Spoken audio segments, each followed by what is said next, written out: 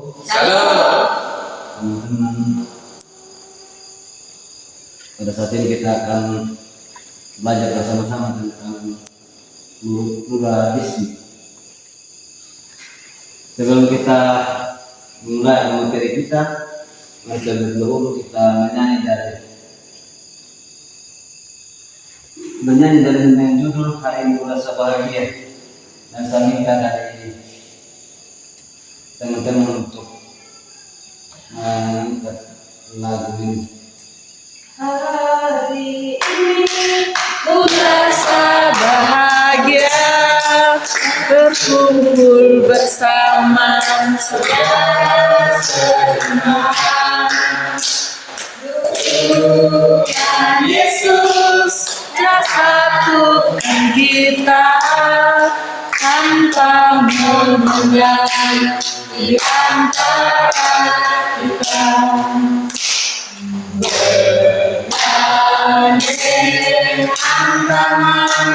Dalam kasih, dalam satu hati, berjalan dalam kasih Tuhan. Kau sahabatku, kau saudaraku, tiada yang dapat memisahkan kita. Oh, kau sahabatku, kau saudaraku, tiada yang dapat. Mulai saya menurut kegiatan kita pada saat malam hari ini, mari kita meminta Tuhan, meminta pertolongan Tuhan melalui doa kita berdoa. Ya Allah yang ada dalam kerajaan surga, terima kasih Tuhan sudah atas penyertaan dari pagi hingga pada saat malam hari ini. Engkau telah menghantarkan kami di rumah masing-masing hingga sampai di tempat ini dengan keadaan selamat. Pada malam hari ini kami ingin mulai segala aktivitas kami, ingin belajar tentang asasi ya Tuhan. Mahasiswa yang terlibat di dalamnya, Engkau berarti mereka, beri mereka kecerdasan, dan apa yang mereka katakan itu semuanya sesuai dengan kehendak mereka dan rencana-Mu saja Tuhan. Ya Tuhan, seluruh aktivitas kami pada malam hari ini sesuatu Kau serahkan dalam tangan kasih.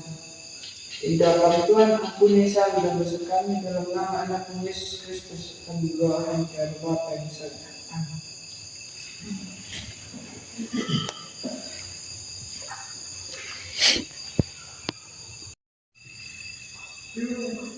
Pluralisme itu adalah keberagaman agama. Terima kasih teman-teman sudah menjawab. Teman-teman, sebelum kita masuk dalam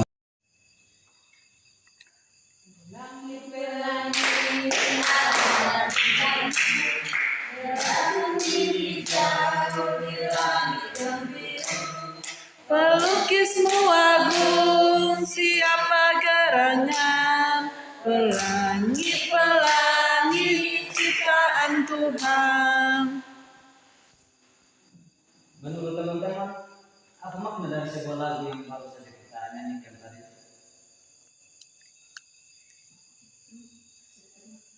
Pelangi yang memiliki keberagaman warna.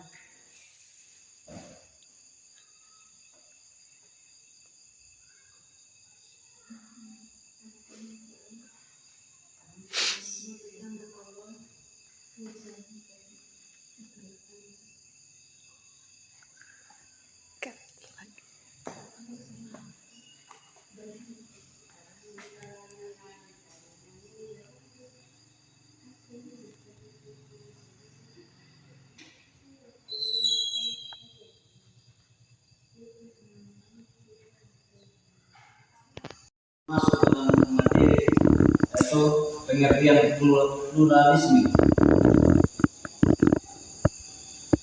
Pluralisme yang berarti ini beragam atau keberagaman budaya. Bayangkan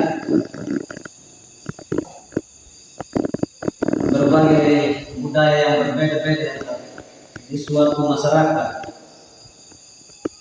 Jadi Lanjut ya.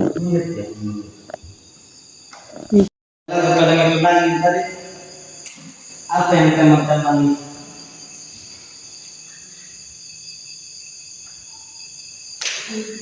apa makna dari lagu yang baru saja kita nyanyikan tadi? Jadi terima kasih untuk kesempatan yang diberikan. Kami akan menjawab pertanyaannya. Ini apa makna dari lagu Pelangi-Pelangi? Kita tahu bersama bahwa pelangi itu dia tidak memiliki hanya satu warna, tetapi ada ini banyak warna. Sama juga yang dijelaskan teman-teman tadi, agama. Ini banyak agama tetapi tujuan cuma satu. Sama juga dengan pelangi. Pelangi ini banyak warna tapi penciptanya cuma satu.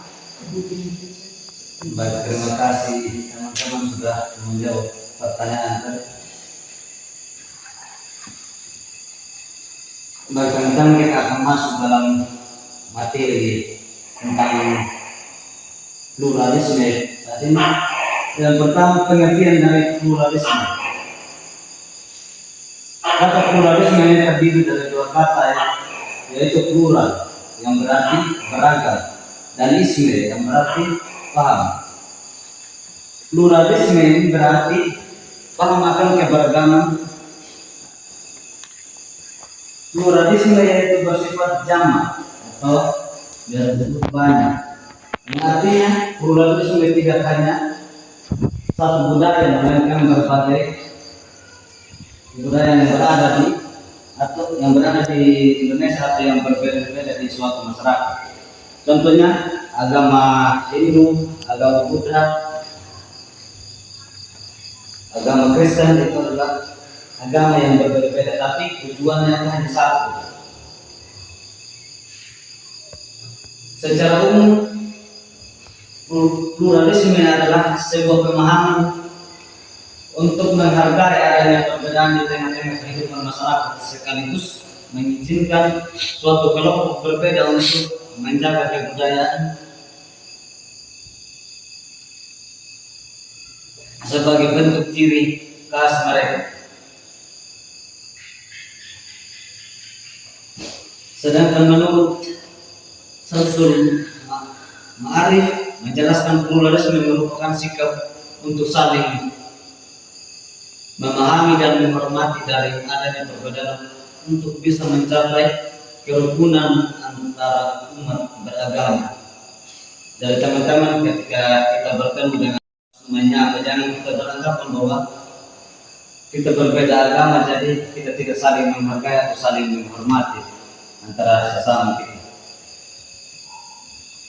Jadi pluralisme adalah kesediaan menerima keberagaman untuk hidup dalam kehidupan bermasyarakat. Kata ini juga menjelaskan kondisi masyarakat yang menjemuk karena memiliki banyak perbedaan. Salah satu contohnya, Indonesia merupakan salah satu negara yang memiliki banyak budaya. Mulai dari suku, budaya hingga agama di negara Indonesia terbilang cukup beragam, yaitu adanya budaya agama Islam, Kristen Protestan, Katolik, Hindu, Buddha, dan Konghucu.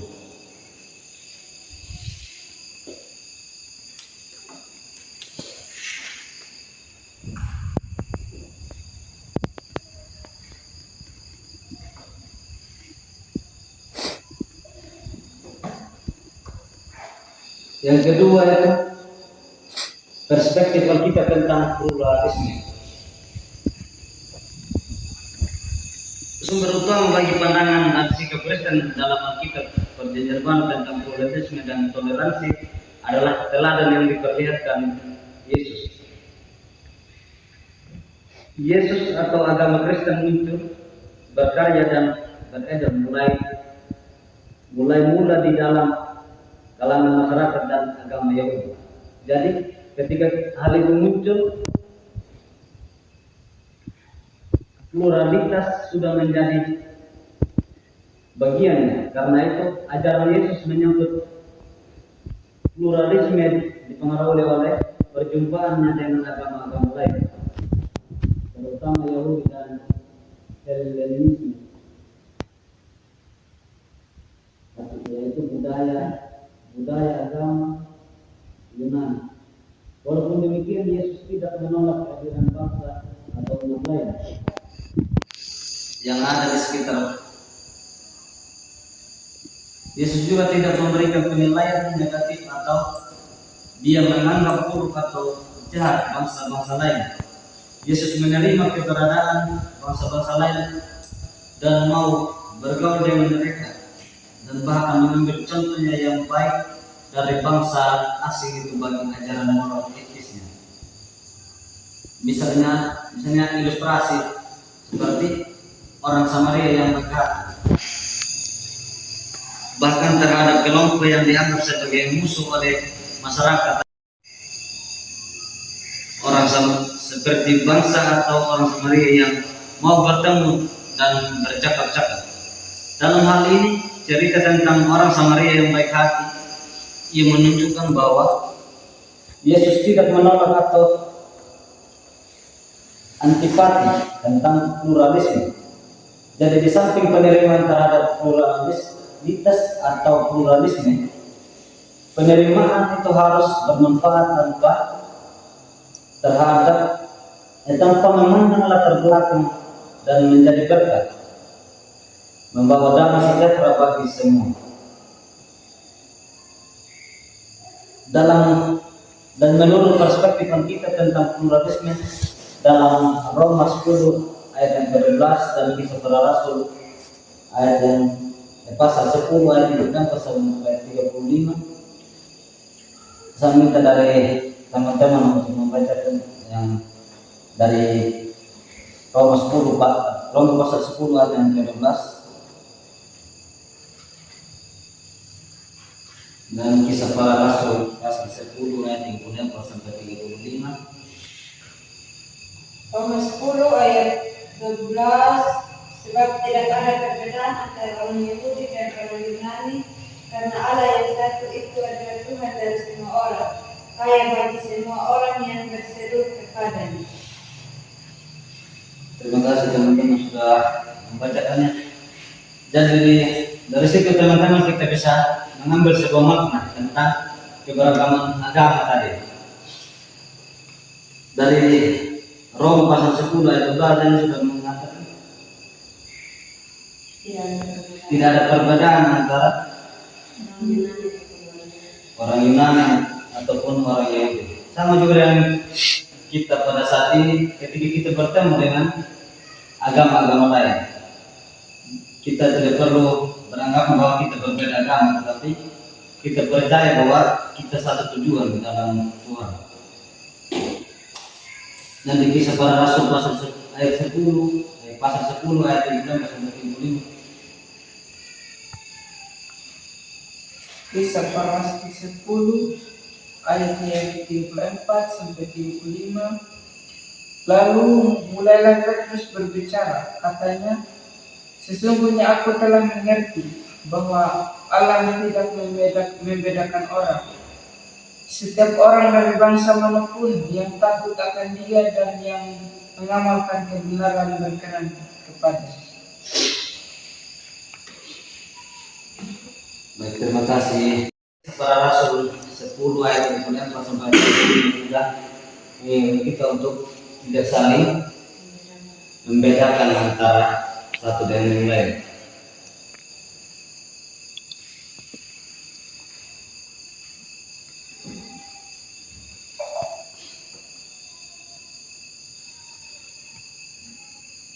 Baik teman-teman, di sini ada sebuah bahan diskusi untuk kita saat ini, yaitu yang pertama, bagaimana nasihat kitab Roma pasal 10 ayat 12 dan Kisah Para Rasul 10 ayat 36 sampai 35 tentang hubungan dengan pluralisme. Yang kedua, apa yang dikehendaki Allah tadi manusia ketika hidup di lingkungan yang beragam dan hal ini pluralisme menurut Roma 10 ayat 12 dan Kisah Para Rasul 10 ayat 24 sampai 35.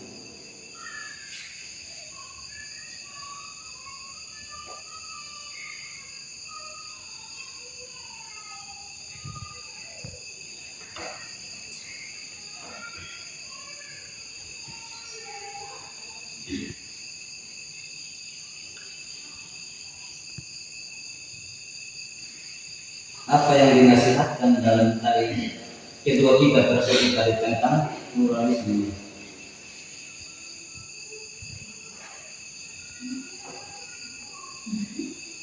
Jadi baik, terima kasih atas pertanyaannya dan jawaban ini tentang apa yang dinasihatkan dari kedua kitab ini dan apa kaitannya atau hubungannya tentang pluralisme. Dari kedua ayat dan pasal ini tidak ada yang terlalu berbeda. Di sini diceritakan, dinasihatkan bahwa tidak ada perbedaan antara orang Yunani dan orang Yahudi. Allah yang satu itu adalah Tuhan dari semua orang, kaya bagi semua orang yang berseru kepadanya. Begitu pula dengan Kisah Para Rasul 30 sampai 35, sesungguhnya aku telah melihat bahwa Allah tidak membedakan orang. Setiap orang dari bangsa manapun yang takut akan Dia yang mengamalkan kebenaran terkadang kepadanya. Artinya di sini kita mau diingatkan bahwa dinasihatkan bahwa tidak ada perbedaan antara kita semua. Mau kita dari agama mana, dari ras mana, agama mana, kita tetap satu. Karena di sini Tuhan saja tidak membedakan kita. Kenapa kita harus membedakan antara satu dan yang lain? Nah, di sini juga ada kaitan dan hubungannya tentang pluralisme. Kita tahu bersama bahwa pluralisme itu adalah keberagaman agama. Nah, kaitannya dengan pluralisme atau keberagaman agama dan jangan kita menjadikan sebuah perbedaan untuk kita jadikan acuan untuk kita tidak bersatu. Tetapi dari sini kita mau diajarkan bahwa setiap orang dari bangsa manapun yang takut akan Dia yang mengamalkan kebenarannya berkenan kepadanya. Walaupun kita berbeda agama, tetapi yang Tuhan kehendaki di sini adalah bagaimana kita hidup di dalam. Jika kita hidup berkenan di hadapan Tuhan, maka di situ berarti kita sudah mengamalkan yang namanya keberadaan agama. Berarti di situ kita tidak menjadikan acuan bahwa pluralisme yang ada itu atau keberagaman agama yang ada ini kita tidak jadikan penghambat untuk kita terus berkomunikasi dengan Tuhan ataupun kita berkomunikasi dengan orang lain. Mungkin ini yang bisa saya dapat jawab. Terima kasih jawabannya teman-teman. Menurut kitab Roma pasal 10 ayat 12 ini mengatakan sebab tidak ada perbedaan antara orang Yahudi dan orang Yunani karena Allah yang satu itu adalah Tuhan dari semua orang, kaya bagi semua orang yang berseru kepadanya. Ini mempengaruhi pandangan kita tentang keberagaman agama dan tekanan bahwa Tuhan tidak membedakan antara orang Yahudi dan orang Yunani. Paulus menulis untuk membahas diskusi antara bangsa-bangsa dan menunjukkan bahwa keselamatan melalui iman kepada Yesus Kristus terbuka bagi semua orang. Pemahaman ini mencerminkan bahwa Allah memberikan berkat-Nya secara melimpah kepada setiap orang yang memohon kepadanya tanpa memandang latar belakang etnis atau agama. Dalam Kisah Para Rasul 10 ayat 34 sampai 35 juga menggambarkan keterangan Petrus bahwa Allah tidak membedakan orang berdasarkan bangsa atau latar belakang. Dalam konteks pluralisme menunjukkan bahwa setiap orang tanpa memandang asal usul dapat berkenan kepada Allah jika mereka takut akannya dan mengamalkan kebenaran. Jadi betul sudah apa yang dijawab tadi oleh teman-teman. Kedua ayat ini menyatakan bahwa Yesus adalah tokoh pluralisme sejati. Yesus adalah satu untuk semua dan Dia kaya dalam memberikan berkat kepada setiap orang yang berseru kepadanya. Dalam konteks pluralisme, ayat ini mengajak umat manusia untuk menghargai perbedaan dan memahami bahwa semua orang tanpa memandang suku, budaya, agama, kelas sosial. Ini menciptakan dasar untuk hubungan yang saling menghormati dalam masyarakat yang beragam. Baik teman-teman, kita akan masuk di Bagian yang ketiga itu sikap saling menghargai dan saling menghormati. Teman-teman, sikap saling menghargai dan saling menghormati itu adalah sangat penting untuk menciptakan masyarakat yang harmonis. Contohnya di dalam bermasyarakat di sekitar kita, tentunya kita harus saling menghargai antara satu dan yang lain supaya di dalam kita menjalani akan kehidupan itu tidak adanya hal-hal yang tidak kita inginkan. Jangan kita membedakan seseorang itu lalu kita tidak menghargai.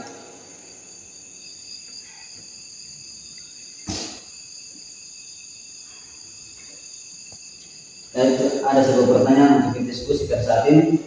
Apa saja contoh penerapan sikap pluralisme dalam kehidupan sehari-hari? Hormati.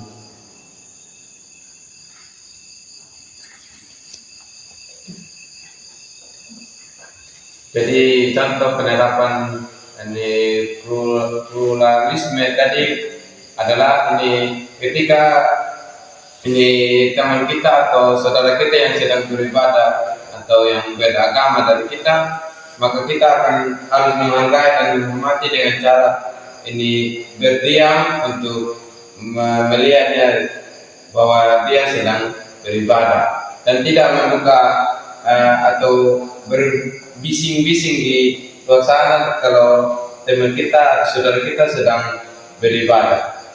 Terima kasih. Terima kasih untuk jawabannya teman-teman.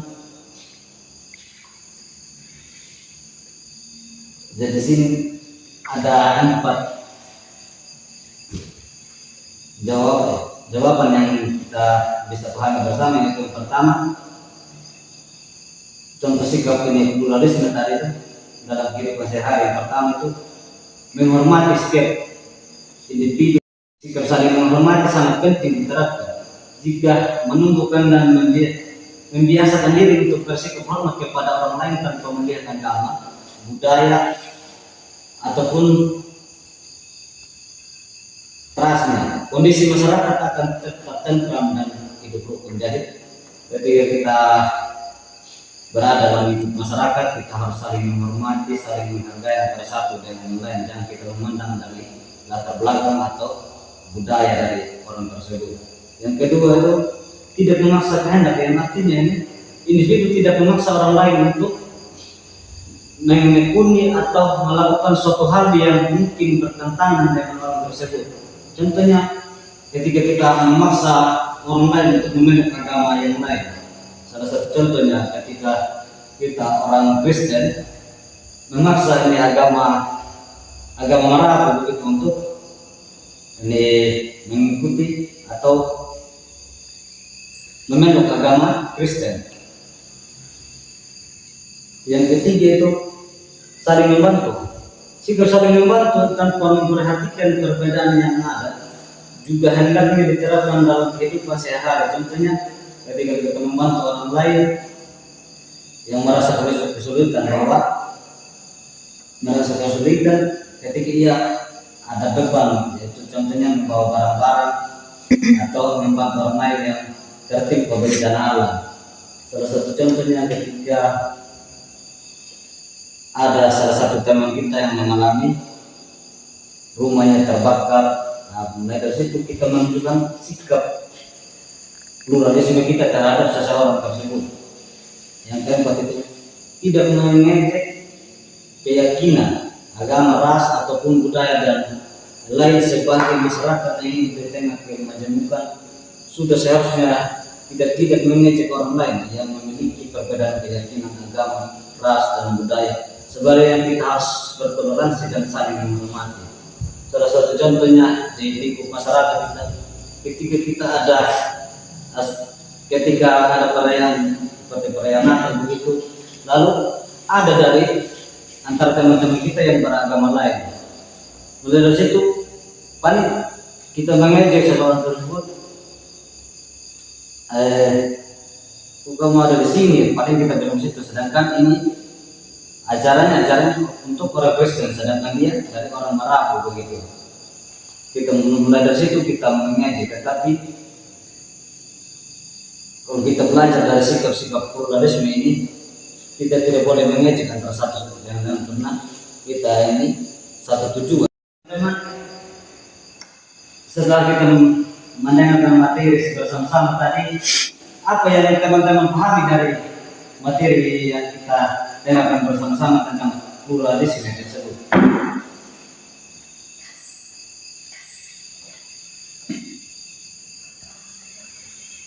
Bagi saya, terima kasih atas pertanyaannya.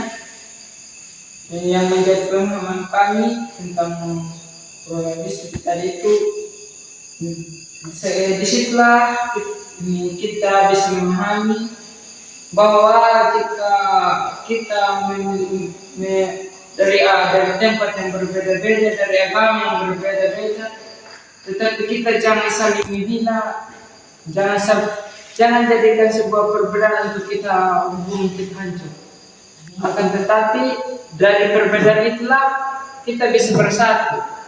Sama seperti agama juga, dari 6 agama yang ada di Indonesia, tetapi tujuannya cuma satu. Sama seperti pelangi juga kan. Warnanya ini banyak, tetapi penciptanya cuma satu. Di situ kita bisa belajar bahwa perbedaan bukanlah sebuah alasan untuk kita menjadi terpecah belah, tetapi adalah alasan untuk kita menjadi satu kesatuan yang utuh, untuk membangun sebuah hubungan yang harmonis, yang baik, menciptakan hubungan yang sehat antara sesama. Karena jika tidak ada sifat saling menghargai, maka hubungan yang awalnya dekat akan hancur. Tetapi kalau memang ada sifat dari hati nurani kita sebagai orang yang beriman, untuk menghargai orang yang pertama datang di tempatnya kita, pasti kita akan sama seperti dia. Kita sudah kenal lama sama dia karena adanya sikap saling menghargai.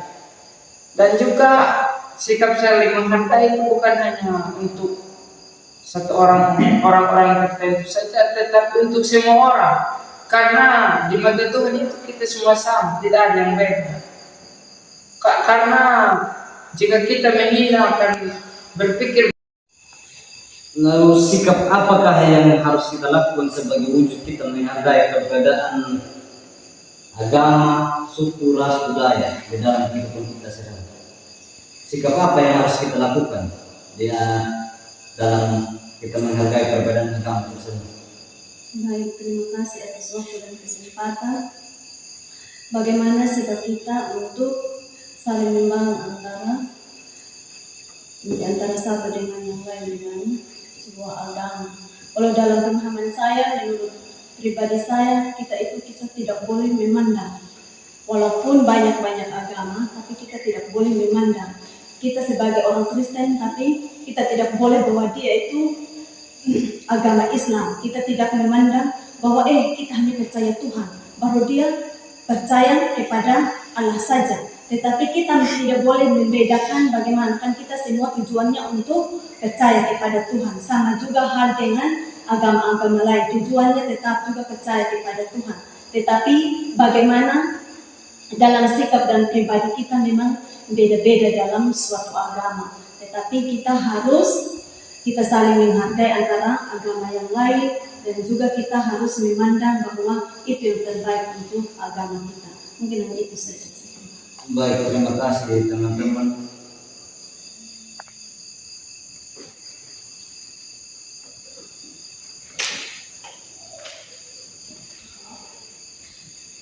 Sebuah materi kita ada kesimpulan pluralisme merupakan sikap dan pemahaman yang menghargai keberagaman dan saling menerima satu dengan yang lain. Walaupun ada banyak perbedaan agama, budaya, etnis, suku, ras, dan lain sebagainya. Karena itu kita harus memiliki sikap saling menghargai, menghormati, karena betapa indahnya ketika perbedaan itu bersatu. Dan terakhir ada refleksi untuk kita. Pluralisme menunjukkan bahwa keberagaman di Indonesia, baik dalam suku, agama maupun budaya, merupakan anugerah yang harus dijaga. Karena itu marilah kita kita hidup saling menghargai, menerima perbedaan tanpa memandang perbedaan, sebagaimana kita meneladani sikap Yesus sebagai pluralisme sejati. Untuk menutup seluruh Kita bersaudara dalam Tuhan. Kita bersaudara dalam Tuhan. Kita bersaudara sekarang dan selamanya dalam Tuhan. Kita bersama